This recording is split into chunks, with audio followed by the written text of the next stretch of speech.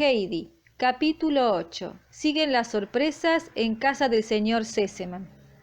A la mañana siguiente, poco después de que Sebastián abriera la puerta al señor profesor y le condujera a la sala de estudios, sonó un campanillazo violento que obligó al criado a correr escaleras abajo mientras murmuraba: «Solo el señor Sesemann llama así. Será él que sin duda ha llegado sin avisar».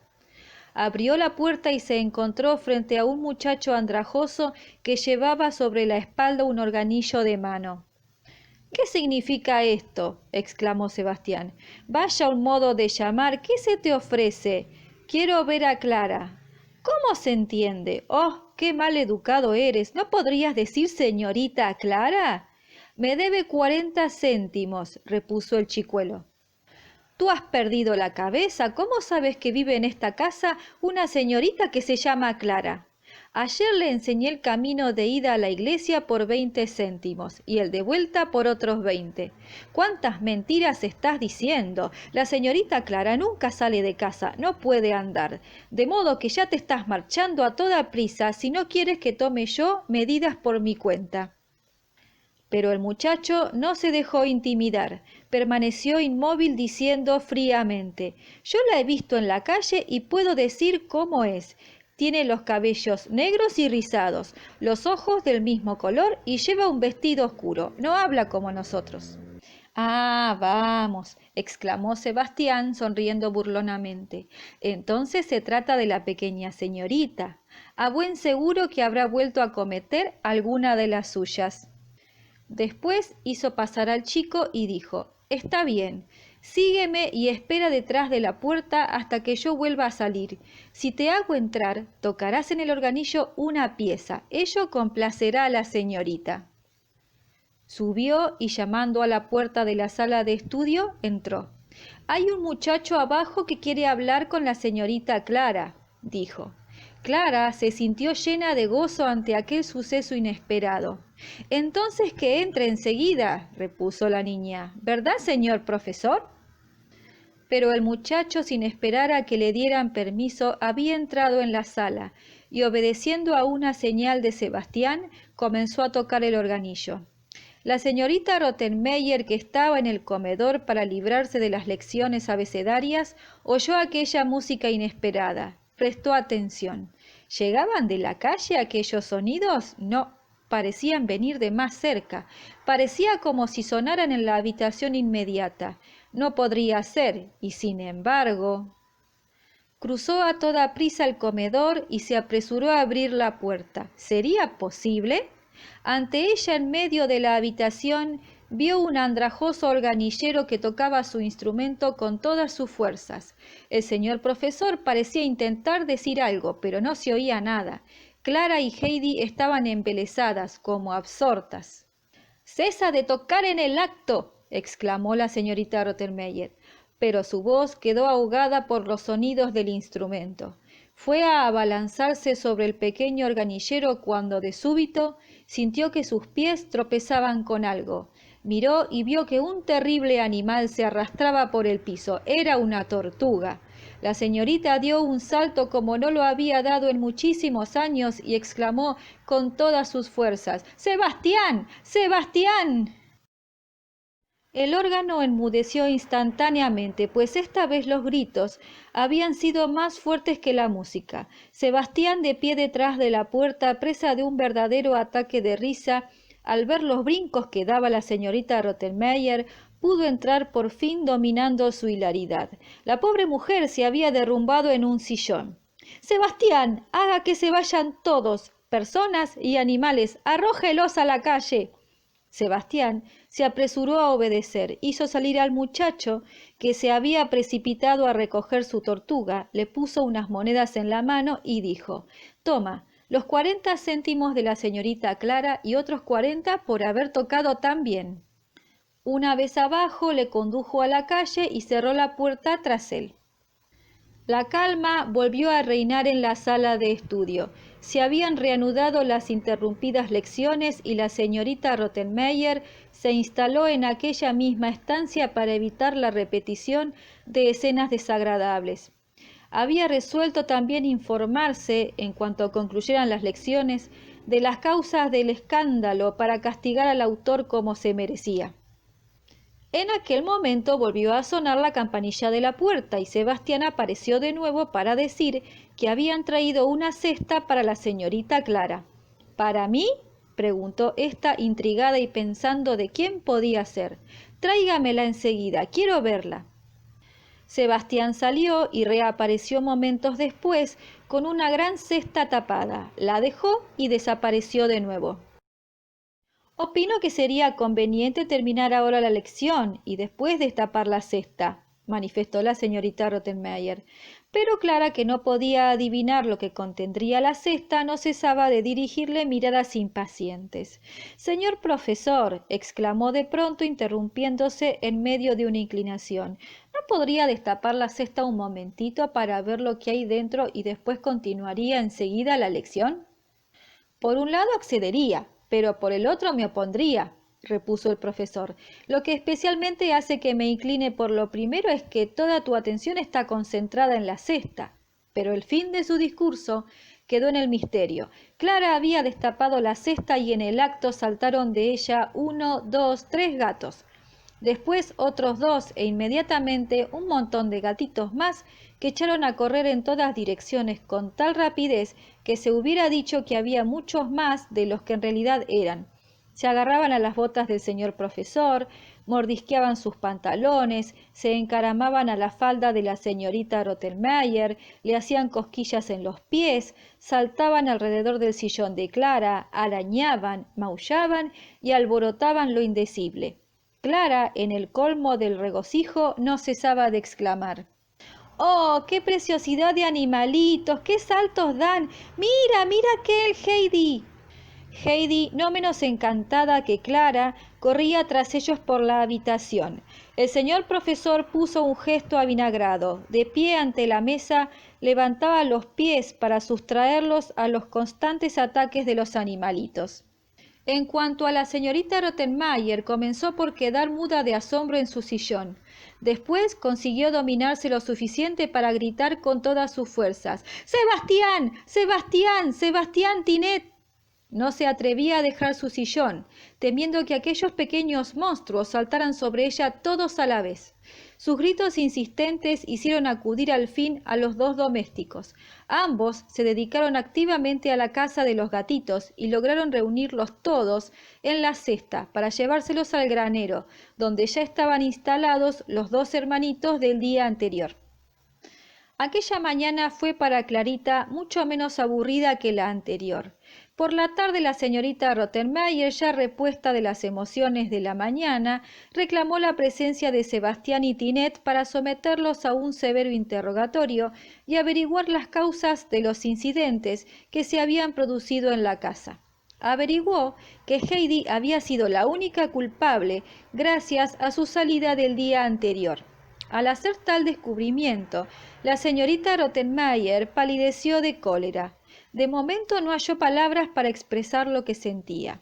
Después, volviéndose hacia Heidi, que estaba de pie al lado del sillón de Clara, sin creer que hubiera motivo para que se hicieran reproches, le dijo severamente: «Adelaida, no conozco más que un castigo digno de tus travesuras. No eres ni más ni menos que una niña salvaje. Ya veremos si hay modo de reducirte a la obediencia metiéndote en la cueva de las lagartijas y las ratas». Heidi escuchó la sentencia sin conmoverse.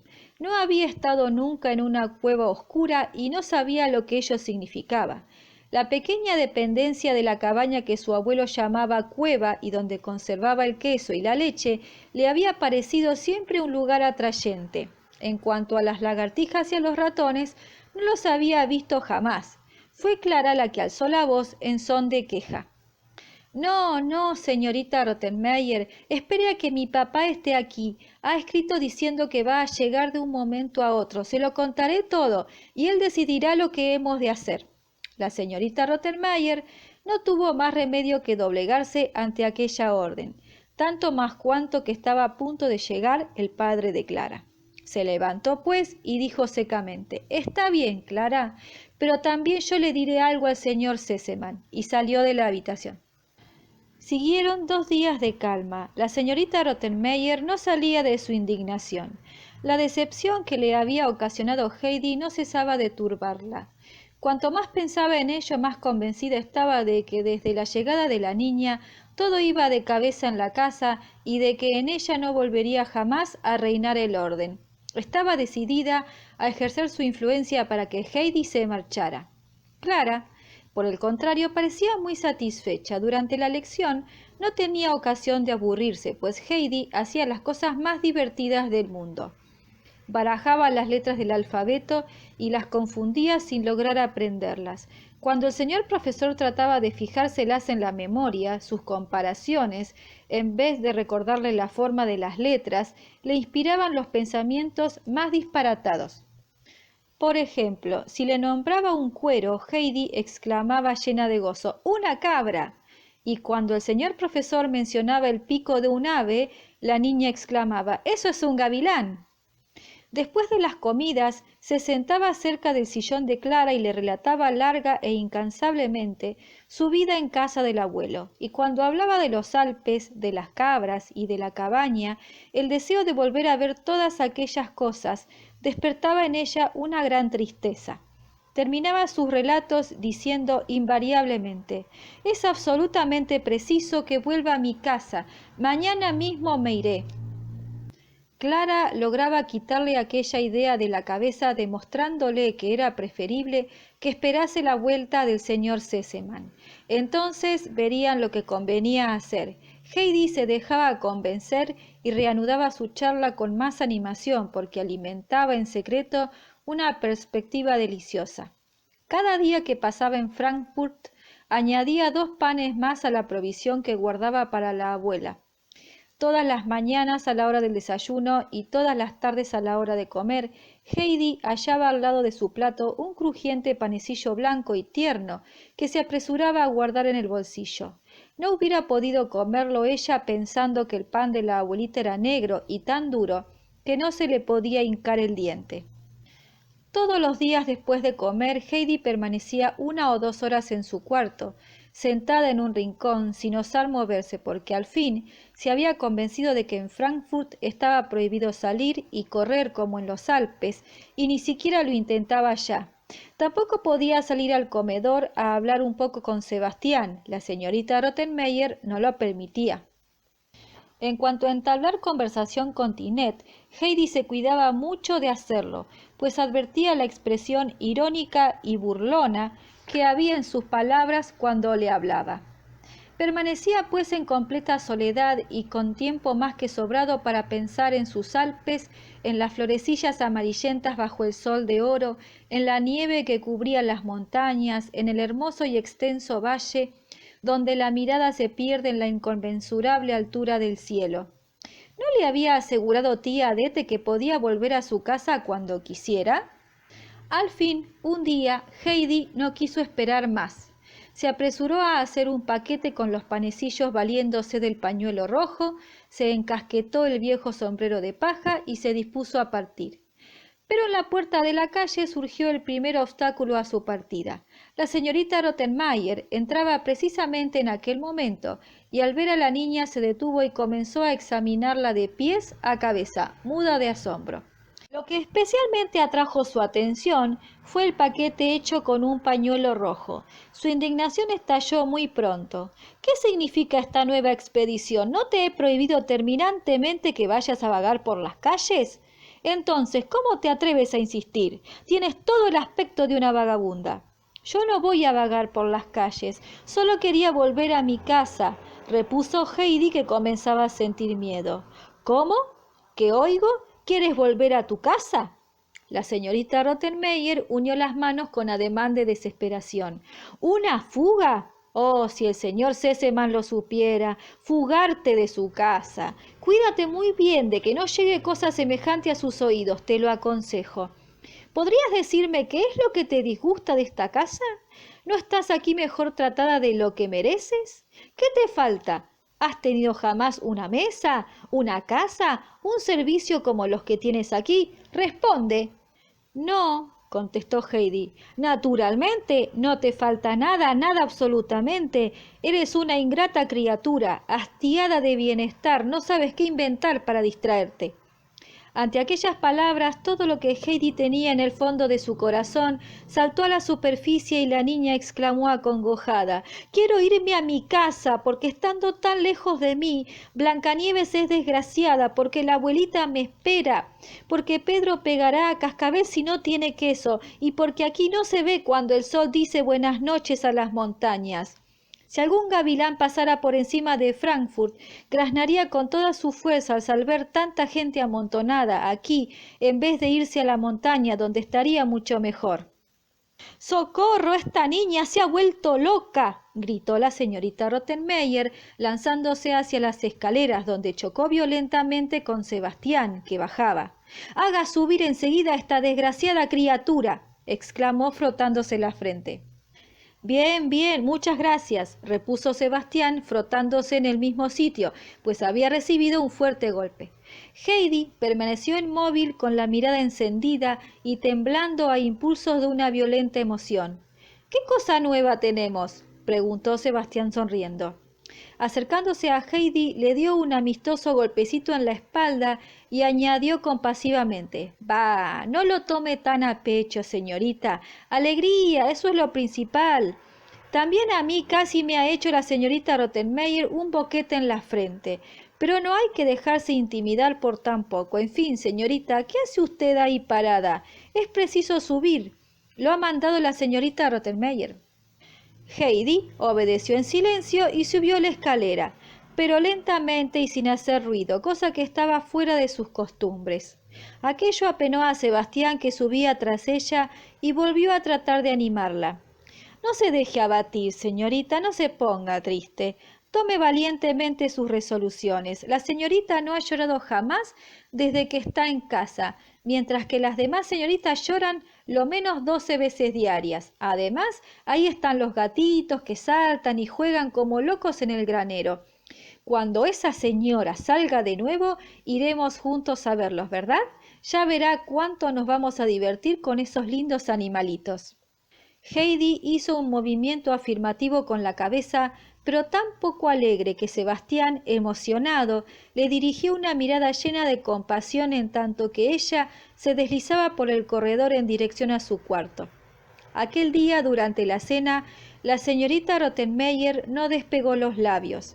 Frecuentemente dirigía a Heidi miradas recelosas, como si temiera verla hacer de un momento a otro algo extraordinario. Pero la niña, después de haberse guardado como todos los días el pan en el bolsillo, permaneció inmóvil y silenciosa, sin comer ni beber. A la mañana siguiente, cuando el profesor apareció en lo alto de la escalera, la señorita Rottenmeier le condujo al comedor. Allí, presa de gran excitación, le reveló los recelos que abrigaba acerca de Heidi. Tenía fundados motivos para creer que la niña no andaba bien de la cabeza, ya por el violento cambio de aires y de costumbres, ya a causa de las muchas impresiones recibidas.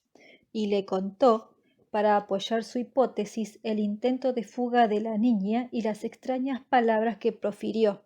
Pero el señor profesor la tranquilizó inmediatamente, asegurándole que si por una parte había en efecto observado en Adelaida ciertas excentricidades, por otra también había podido comprobar que poseía un espíritu sano, merced al cual, poco a poco y en un desenvolvimiento gradual de sus facultades, podía esperarse establecer el equilibrio espiritual de la muchacha. Lo que a él le inquietaba grandemente era que no pudiera llegar al fin del alfabeto, mostrándose incapaz de aprender todas las letras. Tras aquella conversación, la señorita Rottenmeier se sintió más tranquila y el señor profesor pudo dirigirse a la sala de estudio. Más tarde, como la señorita Rottenmeier siguiera pensando en Heidi y en su proyecto de fuga, se representó a la niña vestida con las pobres ropas que en realidad llevaba cuando se verificó el encuentro, y decidió arreglar un poco su guardarropa, poniendo en él algunos vestidos de Clara antes de que llegara el señor Sesemann. Comunicó a Clarita su proyecto y ésta convino enseguida que era preciso dar a Heidi una cantidad considerable de vestidos y sombreros. La señorita Rottenmeier se dirigió, pues, a la habitación de Heidi para determinar lo que debía conservarse y lo que era preciso que se eliminara.